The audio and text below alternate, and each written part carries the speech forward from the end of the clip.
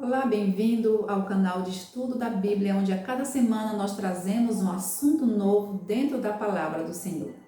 Queremos agradecer a Deus e a você que se inscreveu no canal e aqueles também que permanecem inscritos.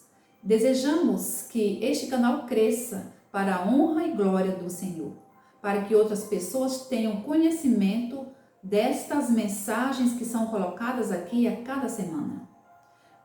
Peço a você ainda que deixe o seu joinha e compartilhe o conteúdo deste vídeo. Nós queremos falar que o assunto da lição deste trimestre chama-se Grande Conflito. É um tema profundo, é um tema que tem impactos tremendos em nossa vida e se nós não buscarmos através da Bíblia mais conhecimento, nós poderemos e podemos ser enganados. Para isso, nós vamos orar nesse momento. Querido Deus, obrigada por esta oportunidade de estarmos com a Bíblia aberta para estudarmos a Tua Palavra. Ilumina-nos com o Teu Santo e Bom Espírito, rogamos em nome de Jesus. Amém. A lição número 1 é a lição deste trimestre, dentro do grande tema, o grande conflito. Ela vem com o título A Guerra por Trás de Todas as Guerras. Houve uma guerra maior do que a Primeira e a Segunda Guerra Mundial? Sim, houve sim. E houve uma guerra maior do que as guerras que estão em andamento hoje no planeta Terra? Hoje existe guerra no Oriente Médio, no continente africano, existe guerra no continente europeu, e guerras nas famílias, guerras na mente. Existem vários tipos de guerra, mas nenhuma guerra se compara à guerra que estourou no céu, como diz Apocalipse, capítulo 12, versos 7 e 8, onde lemos: Então estourou a guerra no céu. Miguel e os seus anjos lutaram contra o dragão. Também o dragão e os seus anjos lutaram, mas não conseguiram sair vitoriosos, e não houve mais lugar para eles no céu. Consideremos algumas situações. Um jovem de 18 anos, no dia 16 de março de 2020, estava a caminho da faculdade onde cursava engenharia mecatrônica. E a caminho da faculdade, ele passando debaixo do único viaduto que existe na cidade de Rio do Sul, em Santa Catarina, enquanto ele aguardava na faixa de pedestre, despenca uma carreta cheia de compensados e tira a vida daquele jovem e de uma senhora de 51 anos. E vem uma pergunta: por que Deus, o Deus onipotente, permite que calamidades dessa maneira aconteçam? Consideremos uma outra situação. Clara, uma criança de 7 anos de idade, linda, perfeita, brincando com a sua coleguinha da mesma idade. A mãe de Clara olha pela janela, aquelas duas crianças brincando, sorridentes, mas há uma diferença. Clara foi diagnosticada com um câncer terminal. Poucos dias de vida lhe restavam. E vem uma pergunta: por que os inocentes sofrem? Se Deus é tão bom, por que o mundo é tão ruim? Por que o mundo é tão mau? Por que coisas ruins acontecem com pessoas boas? São perguntas que não se calam, não é verdade? Este jovem de 18 anos era o João Pedro, era o meu filho. E a gente se pergunta: por que coisas ruins acontecem com pessoas boas, não é isso? Mas, como nós estamos tratando do tema o grande conflito, a lição desta semana aborda essa questão do conflito cósmico entre Cristo e Satanás. O estudo investiga tanto a origem do mal quanto a solução de Deus para a queda da humanidade no pecado. Algumas reflexões são necessárias dentro dessa temática do grande conflito. Devemos considerar que o grande conflito não é perpétuo, pois se originou no céu quando Lúcifer liderou um grande grupo de anjos rebeldes que desafiaram o governo de Deus. Entendemos que o mal e o diabo tiveram um começo e eles também terão um fim. Consideramos também que o grande conflito cósmico mostra a drástica incompatibilidade entre o bem e o mal. Nenhuma das partes pode coexistir ou tolerar a outra.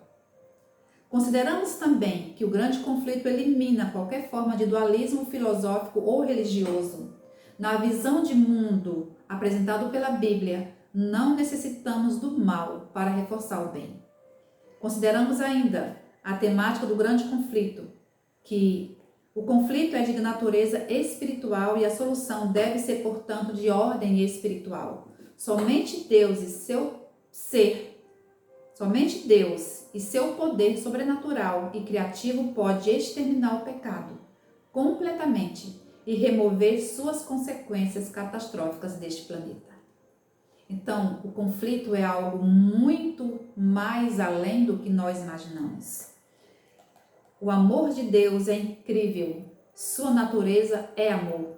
Todas as suas ações são de amor. Deus é amor.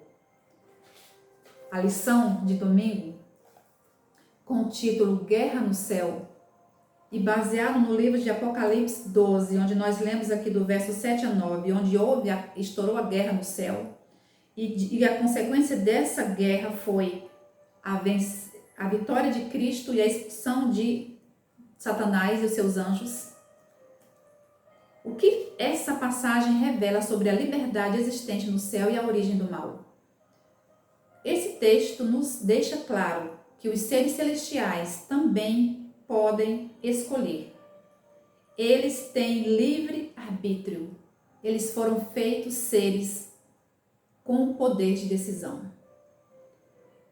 Quando Lúcifer se rebelou, de que maneira Deus poderia ter reagido? Lúcifer escolheu se rebelar e Deus poderia tê-lo destruído ali, mas Deus não fez.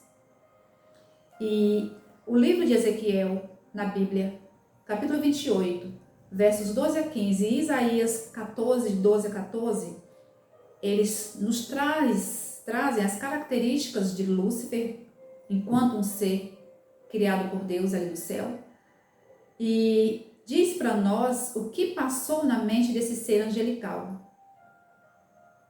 O que passou na sua mente de modo a levá-lo a tomar essa decisão. Os textos bíblicos nos falam que Lúcifer desejou ser adorado. Ele desejou a adoração que pertencia apenas ao Criador. Lúcifer já tinha uma exaltada posição no céu. Ele era o mais importante depois de Jesus Cristo. A Bíblia nos traz diferentes tipos de anjos. Arcanjo Miguel, que é Jesus, os serafins e os querubins. Lúcifer era um querubim e ele tinha um trabalho importante. Ele era chefe, guardião. Ele era um chefe guardião. Ele tinha uma função importante. Ele não era um anjo, só um anjo, ele tinha uma função importante. Depois de Cristo era o anjo, o querubim Lúcifer. Mas o que a gente entende dentro desse contexto de guerra no céu, alguns pontos importantes que a gente precisa tirar como ensinamento para nós, como lições para nós, é que nessa ordem de coisas, a liberdade de escolha é um princípio fundamental do governo de Deus. A liberdade de escolha é um princípio fundamental do governo de Deus. Nós precisamos entender também que na obra de Deus, cada um de nós temos uma função. Lúcifer tinha uma função. Eu e você, nós temos uma função também na obra de Deus. Aprendemos também que precisamos ter cuidado com o espírito de descontentamento.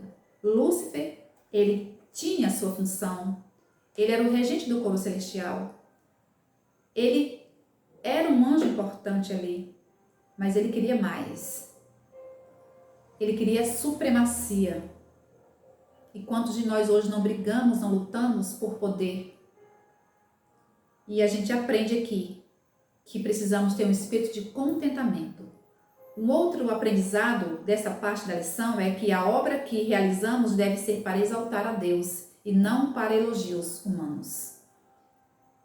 Muitos de nós, ao desenvolvermos um trabalho para Deus, desejamos ser elogiados. Se as pessoas não nos elogiam, nós ficamos sentidos, porque nós fizemos tanta coisa, nós fazemos isso, fazemos aquilo, e ninguém reconhece.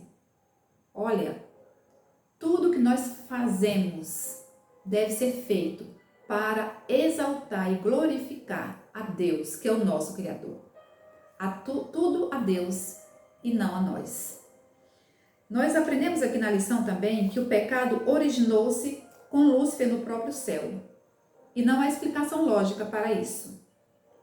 A gente tentar justificar o pecado, dar significado ao pecado, é tentar justificá-lo. E não podemos fazer isso.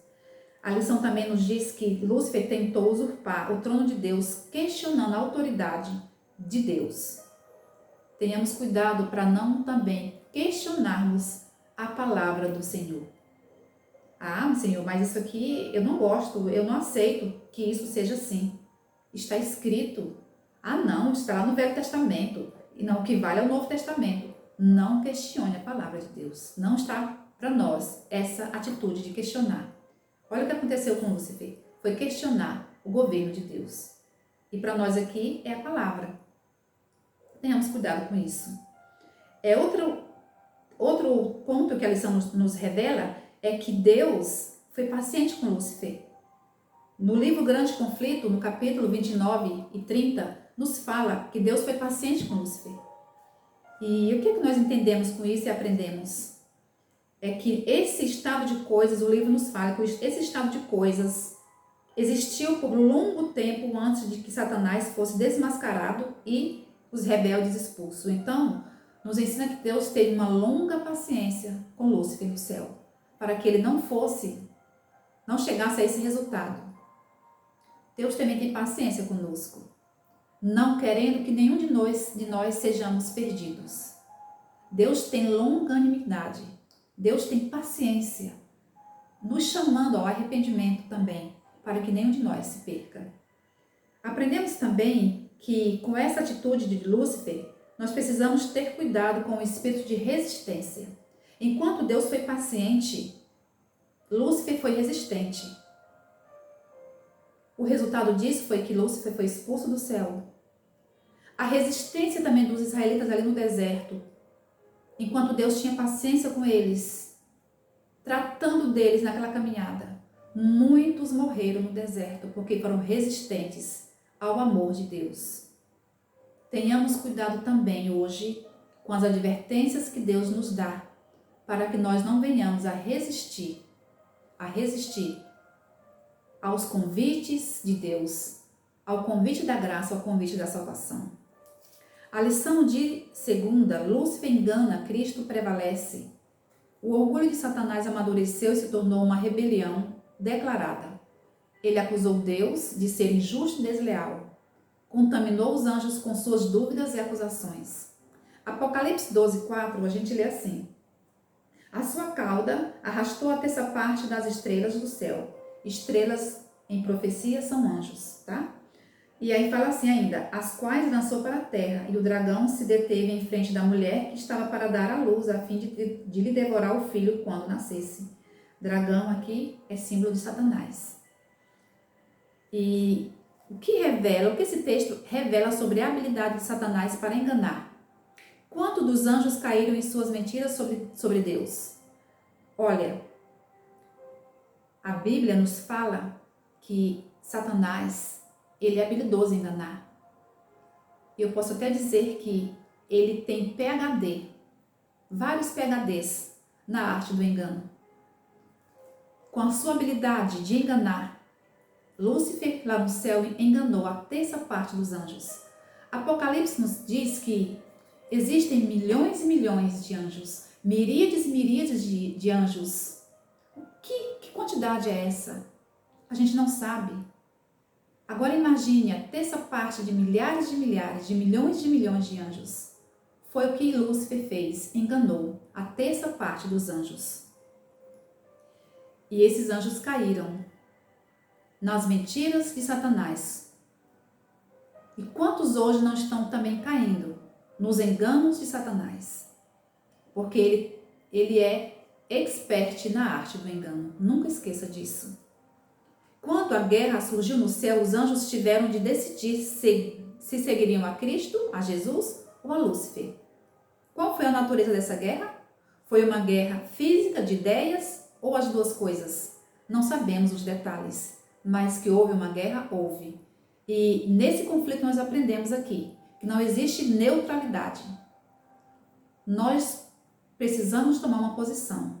De que lado nós estaremos? Do lado de Jesus ou do lado de Lúcifer? Hoje essa guerra é em nossa mente. Quem nós seguiremos? A Cristo ou ao inimigo de Deus?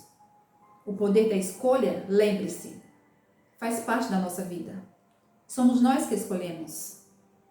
Só temos dois caminhos. A lição nos apresenta dois partidos: Jesus e o outro lado. A que lado nós seguiremos?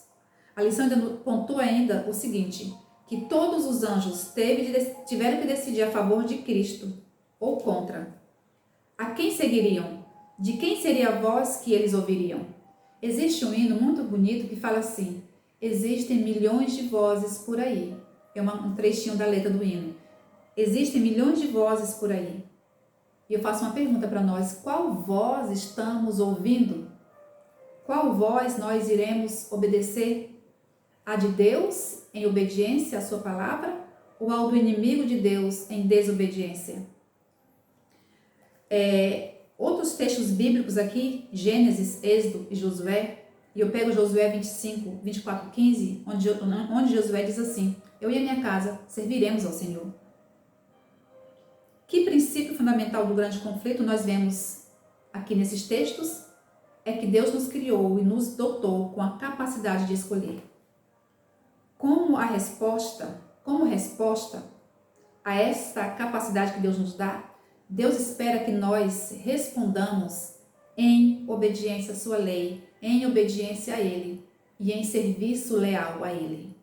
Deus espera de mim e de você a mesma resposta que Josué disse: eu e a minha casa serviremos ao Senhor. A essência da humanidade é a capacidade de fazer escolhas morais. Nós não somos robôs. Deus nos fez pessoas com capacidade de escolha. A lição de terça-feira: o planeta Terra se envolve. Então Deus criou a Terra perfeita. E a Bíblia nos diz que tudo que Deus havia feito era muito bom. Não havia mancha do pecado em lugar nenhum da terra. Deus deu a Adão e Eva a mesma liberdade de escolha que havia dado a Lúcifer. Deus não queria robôs aqui na terra. O Senhor também plantou no jardim do Éden uma árvore do conhecimento do bem e do mal e pediu que Eva e Adão comessem de todas as outras frutas, menos da fruta desta árvore. Mas um dia Eva se aproximou dessa árvore. E quem se aproxima de Eva também? A serpente. Só que essa serpente, ela sendo usada por Satanás. Lembram que Satanás é PhD na arte de enganar? E ele tem uma forma especial de enganar cada pessoa conforme a tendência de cada um. E aqui, Eva se demorava ali, próxima àquela árvore.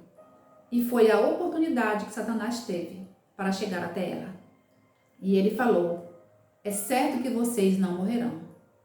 Deus tinha dito que se comesse daquele fruto, morreria sim. Mas Eva deu ouvidos à voz do inimigo. E eu faço uma pergunta para nós, dentro desse contexto de demora de Eva próxima à árvore. Em que nós temos nos demorado? Diante do que nós temos nos demorado? Diante do que nós temos devotado a nossa atenção, o nosso tempo? Em que nós temos nos demorado? Tenhamos cuidado, porque quando Eva e Adão fizeram esta escolha, eles abriram uma porta que Deus queria manter fechada para sempre. A porta que eles abriram foi a porta da dor, da doença, do sofrimento e da morte. Romanos 5, 12 e Romanos 3, 23 e Gênesis também 3, de 1 a 3, esses textos têm algo em comum. Esses textos nos dizem que nós somos todos pecadores. Nós somos pecadores e carecemos da glória de Deus. Esses textos nos dizem que além de nós sermos pecadores, nós estamos sujeitos à doença, ao sofrimento e à morte.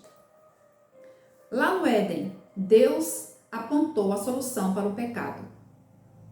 O Cordeiro de Deus que tira o pecado do mundo, que é Jesus Cristo, viria morrer e pagar o preço para nos ter de volta.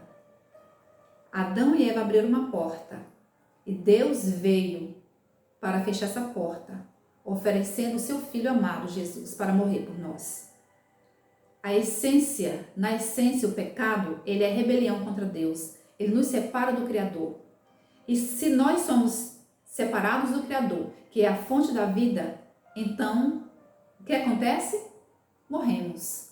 A nossa separação de Deus nos leva à morte. No livro, No Deserto da Tentação, diz o seguinte: no plano da redenção, haveria derramamento de sangue. Porque a morte deveria ocorrer como consequência do pecado do ser humano. O salário do pecado é a morte. Então, a morte, haveria derramamento de sangue. E o derramamento do sangue do Filho de Deus, que nada tinha a ver com esta escolha de Adão e Eva. A lição de quarta-feira, o amor encontra um caminho. Quando Adão e Eva pecaram, Deus lhes disse que deveriam deixar seu lar. Dali em diante, eles viveriam com aflição e sofrimento. Teriam de sofrer e finalmente morrer. Mas morrer sem esperança? Não. Porque em Gênesis 3,15 está escrito ali, está anunciado o primeiro proto-evangelho, ou seja, o primeiro anúncio do evangelho foi feito ali, onde é dito que o descendente da mulher, que é Jesus Cristo, ele na cruz do Calvário, Jesus, ele feriria, Satanás feriu o calcanhar de Cristo, mas Cristo naquele dia esmagou a cabeça da serpente, garantindo que a porta do sofrimento e da morte que Adão e Eva abriram, um dia seria fechada. Aquele que havia de sofrer a morte pelas mãos de homens vis, devia ressurgir como vencedor sobre o pecado e sobre a sepultura. Jesus morreria sim, mas Jesus ressurgiria como um vencedor sobre o pecado e a morte. Então, quando Adão e Eva foram expulsos do jardim do Éden, eles já sabiam que um dia Jesus venceria onde eles caíram. Jesus venceria e eles teriam a vida eterna novamente. Não viveriam sem esperança. E essa esperança é dada a mim e a você também hoje. A pergunta número 6, baseada nos textos de Hebreus, Gálatas e Coríntios, faz a seguinte pergunta, melhor dizendo. O que esses versos nos dizem sobre a imensidão do sacrifício de Cristo na cruz? É que o amor levou a ação. Deus amou a mim e a você de tal maneira que deu seu Filho, um amor em ação. Jesus deixou o céu por amor a mim e a você. Jesus veio morrer em nosso lugar. Jesus não veio fazer um tour no planeta Terra. Jesus não veio passear. Jesus não veio brincar. Jesus veio morrer. Só isso. Jesus veio morrer por algo que nós causamos, por alguém que não merecia. Ele não veio passear, não veio brincar. Ele veio morrer. E ele morreu morte de cruz. Tínhamos uma dívida a ser paga e só Jesus podia pagar o preço. Por amor a mim e a você, ele pagou esse grande preço. Em cada gota de sangue que Jesus derramou no Calvário, Deus diz: eu amo você. Quero estar no céu com você. Você pecou, vendeu-se para o inimigo e é indigno da vida eterna, mas eu paguei o resgate para salvá-lo. Isto é amor. Isto é cruz. Isto é salvação. Quinta-feira, nosso sumo sacerdote O que Jesus fez por nós na cruz o habilita também a interceder por nós no céu. Nosso Senhor, o ressuscitado, é nosso grande sumo sacerdote. Hebreus 4:15 e 16 e 7 e 5. Como esses versos nos dão a segurança em um mundo de tentação, sofrimento, doença e morte. Esses textos nos asseguram que nós temos um sumo sacerdote que intercede por nós. Não estamos sozinhos neste planeta de caos. Somos pecadores numa luta terrível. Vivemos um conflito terrível.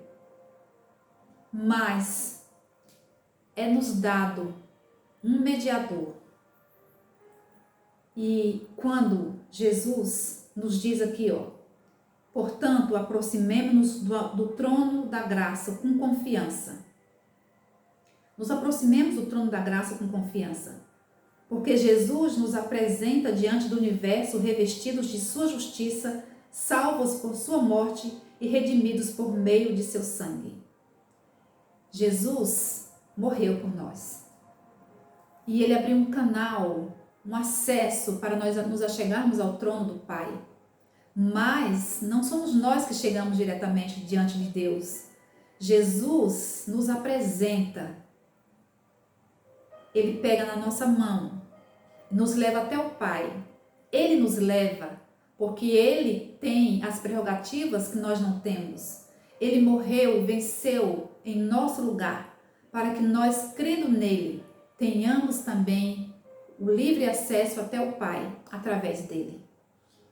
E ele não nos apresenta como nós somos, mas Jesus nos apresenta a Deus pelos méritos dele próprio. João 17, 24 a 26, qual é o anseio de Cristo no grande conflito? Ele nos diz assim, que o anseio maior dele é que onde ele esteja, nós estejamos com ele. Cristo ascendeu aos céus e apresenta o pedido ao Pai. A minha vontade, Deus, ele fala para o Pai, é que onde eu estou, estejam também comigo os que me destes. Deus, o desejo que eu tenho, Pai, é que onde eu esteja aqui, vamos traduzir essa linguagem. Jesus falando para o Pai. Pai, o meu desejo é que onde eu esteja, esteja da Luz, esteja o Genival, esteja o Mateus, esteja o João Pedro, esteja a Maria, esteja o Antônio, esteja a Deusa. Senhor, a minha vontade é que onde eu esteja, esteja também o Francisco, esteja a Vanusa, esteja a Dora, esteja o Joaquim, esteja cada um de nós. O desejo do Pai é que onde ele esteja, esteja também nós, estejamos nós. O desejo dele, a razão de sua morte, o seu desejo, a razão de sua morte e intercessão é nos salvar. Vivemos um grande conflito, um grande e terrível conflito, onde Jesus pagou o preço para que nós tenhamos vida e acesso ao Pai novamente. O maior desejo do Pai, onde nós vimos aqui, de Jesus, é que nós estejamos com Ele no céu. Ele nos quer no céu. Para finalizar a lição, concluindo, nesta guerra, nesta guerra, é o brado inimigo trazer sobre os seres humanos toda a miséria possível. O desejo do inimigo é trazer sobre nós, seres humanos, toda a miséria possível. Mas Jesus vive para interceder por mim e por você. Qual é a sua escolha? Diante do que nós estudamos aqui, qual é a sua escolha? Nós estamos em guerra. E a guerra hoje, a batalha se dá em nossa mente. A quem nós vamos escolher neste grande conflito? De que lado nós estaremos nesse grande conflito? A quem serviremos nesse grande conflito? Lembre-se que o desejo do Pai é que nós estejamos no céu com Ele. E para isso, Jesus hoje tem uma função no plano da redenção. É mediar entre a terra e o céu. Ele é o nosso mediador entre nós e Deus, para que nós nos acheguemos a Ele a todo instante. Se nós escorregarmos, se nós cairmos, se nós pecarmos, nós temos um advogado fiel junto ao Pai, Jesus Cristo justo. Não tenha medo de decidir-se por Deus, porque essa batalha já foi ganha por Jesus na cruz. E ela em breve terá um ponto final, onde Jesus virá buscar aqueles que decidiram pelo seu exército, que decidiram servi-lo por amor. Que o Senhor nos abençoe.